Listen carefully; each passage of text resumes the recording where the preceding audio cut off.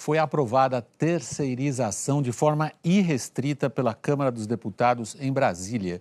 O projeto permite que empresas contratem terceiros até para atividades fim. Uma escola pode terceirizar professores, por exemplo. Vamos ao vivo a Brasília com Heraldo Pereira. Heraldo, o significado político e econômico dessa votação é grande, é importantíssimo. Talvez seja a primeira grande mudança nas relações trabalhistas no Brasil em muito tempo. E bota tempo nisso. Antes de irmos ao fato, boa noite, William, boa noite especialmente a você, que para nós, o Jornal da Globo, é sempre sinal de prestígio com a sua audiência.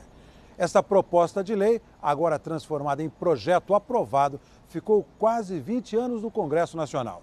Já passou pelo Senado e só agora na Câmara. É considerada o primeiro passo para as necessárias reformas nas leis que tratam das relações no trabalho.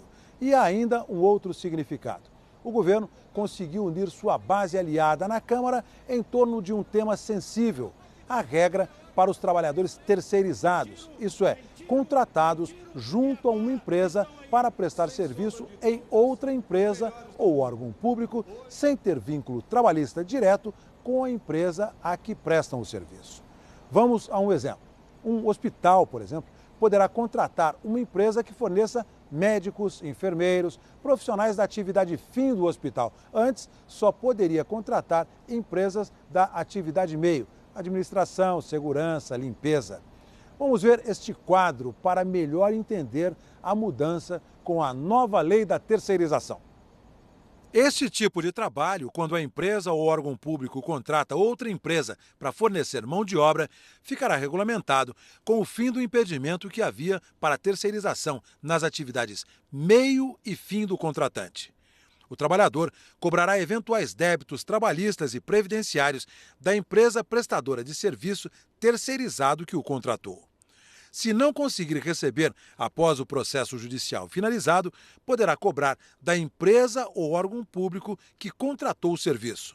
E o período de contratação temporária passa de 3 para 6 meses, com possibilidade de uma prorrogação por mais 90 dias.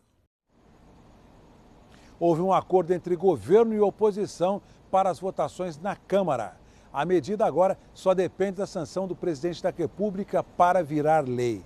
É uma proposta que o governo apoia.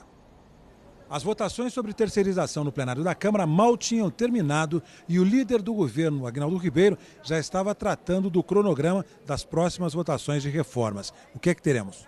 Teremos agora a modernização das leis trabalhistas e, posteriormente, a reforma da Previdência. Em relação à reforma trabalhista, qual vai ser o cronograma?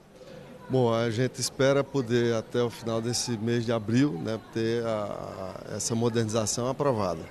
E em relação à Previdência? A Previdência em meados de maio, porque a expectativa do governo é que possa votar no Congresso, ou seja, na Câmara e depois no Senado, ainda no primeiro semestre. A ordem do presidente Temer para a base aliada é?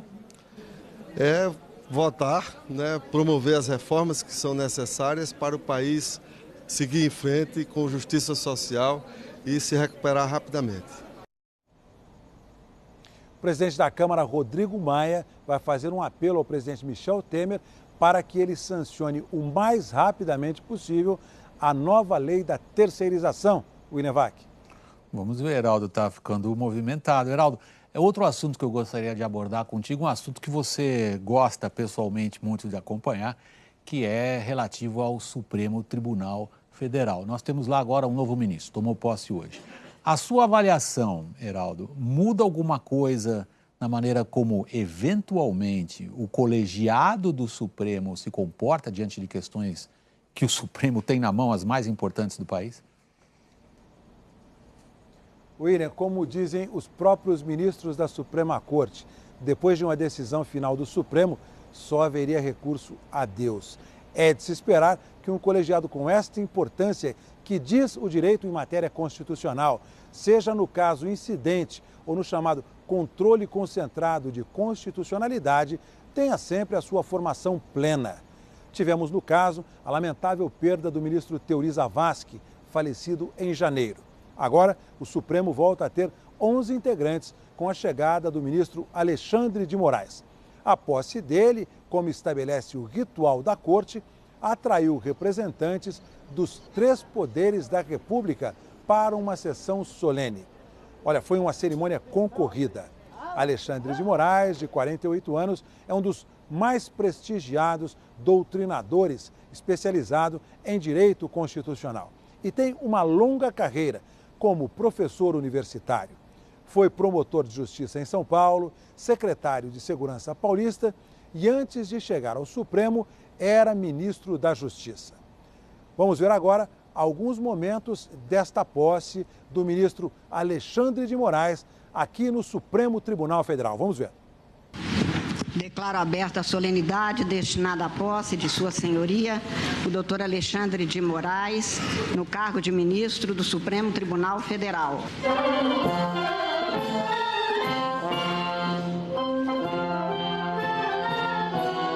Convido o decano do tribunal, Sua Excelência, o senhor ministro Celso de Mello, e o mais moderno, Sua Excelência, o senhor ministro Edson Fachin, para conduzirem o empossando ao plenário.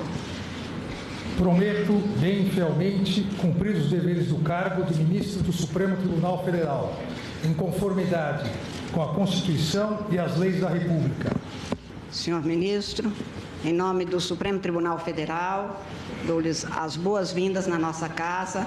Desejo que seja um período de muito trabalho, fecundo para o Brasil, para os cidadãos. A partir de agora, eu me somo aos demais 10 ministros do Supremo Tribunal Federal, no intuito de manter essa história e essa tradição da nossa Corte Suprema. É extremamente preparado, competente, tem experiência no Poder Executivo, tem experiência na academia e, sem dúvida nenhuma, trará aqui contribuições e votos brilhantes para nos auxiliar nos julgamentos de causas tão relevantes.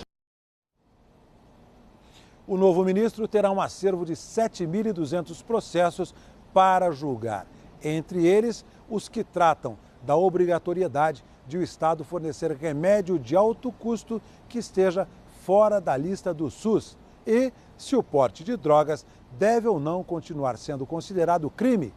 William Vac. Muito obrigado, Heraldo Pereira. Boa noite para você em Brasília.